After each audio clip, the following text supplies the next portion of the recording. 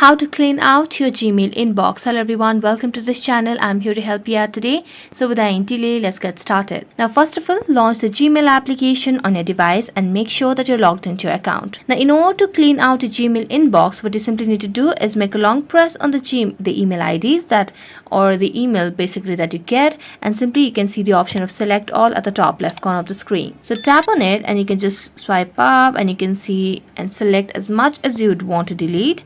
So let's do that over here. And as you're done, you can simply tap on the delete icon at the top right corner of the screen. Tap on delete, select an OK, and this way you can clean out your Gmail inbox. So you need to continue this until you reach all of your email over here. So it might take a few time over here or some time to delete every detail or every email ID that you receive, but it depends on the email that you have or receive on your email ID. So that's it. Thank you so much for watching this video and see you next time.